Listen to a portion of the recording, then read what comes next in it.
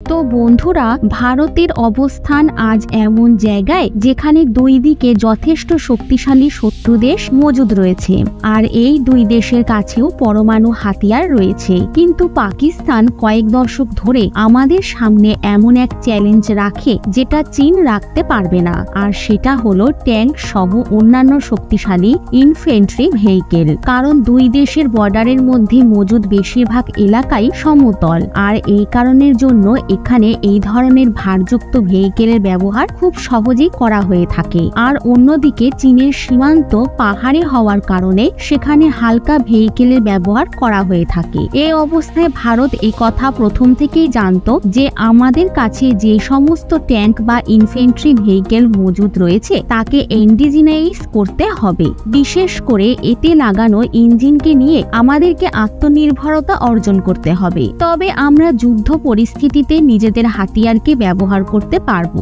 এছাড়াও যে হাতিয়ারগুলি ড্যামেজ হয়ে গেছে সেগুলোকেও রিপেয়ার করতে পারবো। তো বন্ধুরা, বলে রাখি, এখন ভারত এ বিষয়ে সবচেয়ে বড় সফলতা অর্জন করছে। লেটেস্ট আপডেট অনুযায়ী ভারতের লাইসেন্স প্রোডাকশনে তৈরি করা ইউটিডি 2.0 ইঞ্জিনের উপর আমরা 100% স্বদেশীকরণ পেয়ে গেছি। তো বন্ধুরা, ইঞ্জিন ফ্যাক্টরিতে তৈরি করা ইঞ্জিন সম্পূর্ণভাবে এখন ভারতে তৈরি করা যাবে, তাও আবার ফরেন পার্টসের ব্যবহার ছাড়াই, যেটা ভারতের জন্য অনেক বড় সফলতা হবে। তো বন্ধুরা, ইউটিডি 2.0 ইঞ্জিনের ব্যবহার আমরা আমাদের বিএমপি ভেহিকেলে করে থাকি, যেটা আমাদের কাছে 2500টি মজুদ রয়েছে। এই ইনফ্যান্ট্রি ফাইটিং ভেহিকেল প্রথম থেকেই ভারতের জন্য একটি ব্যাকবোনের মতো কাজ করছে, যার ব্যবহার যুদ্ধের সময় ইনফ্যান্ট্রিকে সাপোর্ট করতে এবং শত্রুদের ভারী ক্ষয়ক্ষতি করার জন্য ব্যবহার করা হয়ে থাকে। বিএমপি ইনফ্যান্ট্রি ভেহিকেলের মতো হাতিয়ার যখন ট্যাঙ্কের সাথে ব্যবহার করা হয়ে থাকে, তখন না কেবল শত্রুদের ওপর ভারী হামলা হয়, বরং এলাকাকে দখল করার জন্য আমরা ইনফ্যান্ট্রিকে সুরক্ষিত জায়গায় মজুত করতে পারি, যেটা আমাদের সৈনিকদেরকে বেশি পরিমাণে শক্তির যোগান দেয়। এতে লাগানো ইউটিডি 2.0 ইঞ্জিন 300 হর্স পাওয়ারের ক্ষমতা রাখে। এই অবস্থায় আমাদের জন্য প্রয়োজন এই ইঞ্জিনকে নিয়ে আমরা যাতে আত্মনির্ভর হতে পারি। যুদ্ধের সময় যদি ইঞ্জিন কোনোভাবে খারাপ হয়ে যায়, তাহলে এটি রিপ্লেস এবং রিপেয়ার করার ক্ষমতা আমাদের কাছে থাকা উচিত। আর এমনটা আমরা ঠিক তখনই করতে পারবো যখন আমাদের কাছে ইঞ্জিন তৈরি করার সমস্ত স্পেয়ার পার্ট স্বদেশী রূপে মজুদ থাকবে।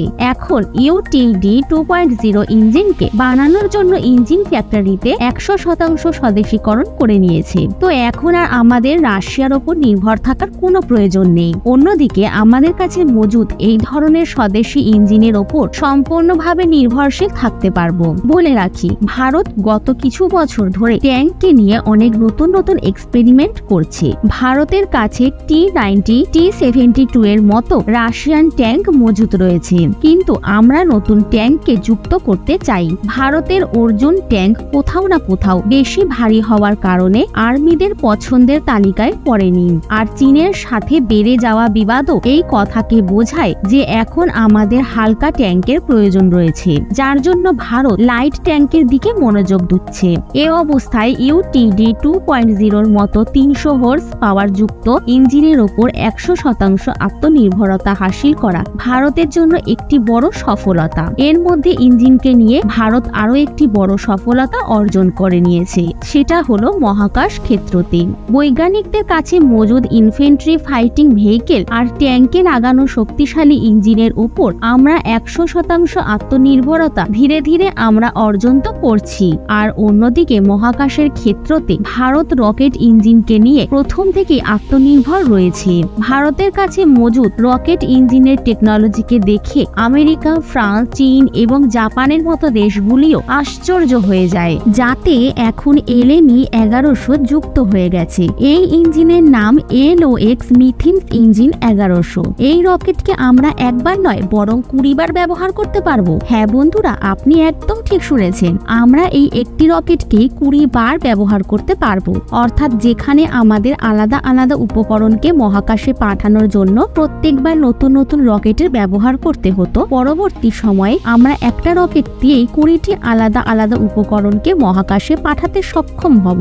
এই ধরনের রকেটকে রিইউজেবল রকেট বলে থাকি, যার তথ্য কিছুদিন আগেই সামনে এসেছে। এসেছে। আর ভারতের একথা খুব ভালোভাবে জানা রয়েছে যে পরবর্তী সময়ে মহাকাশে স্যাটেলাইট সহ অন্যান্য উপকরণকে লঞ্চ করার প্রয়োজন খুব বেশি করে পড়বে, আর তখন তার প্রাইভেট মার্কেটও মাল্টি-বিলিয়ন ডলারের হবে। এই অবস্থায় যদি আমাদের কাছে LME 1100-র মতো ইঞ্জিন মজুদ থাকে, তাহলে আমরা তার ব্যবহার করে আমাদের প্রফিটকে কয়েক গুণ বেশি বৃদ্ধি করতে পারবো, যেটা ভারতকে স্পেস লঞ্চের ক্ষেত্রে রাজা তৈরি করে দেবে। LME 1100 ইঞ্জিনের বিষয় আরো একটি বড় কথা হলো এটা যথেষ্ট শক্তিশালী ইঞ্জিন হতে চলেছে। যদি ডেটা অনুযায়ী কথা বলা হয়, তাহলে এটি 1156 কিলো নিউট্রন শক্তি উৎপন্ন করতে সক্ষম। এ থেকেই জানা যায় যে এই নতুন রিউজেবল রকেট ইঞ্জিন কতটা শক্তিশালী হবে, যেটা ভবিষ্যতে ভারতকে একটি মহাকাশ শক্তি হিসাবে স্থাপন করবে।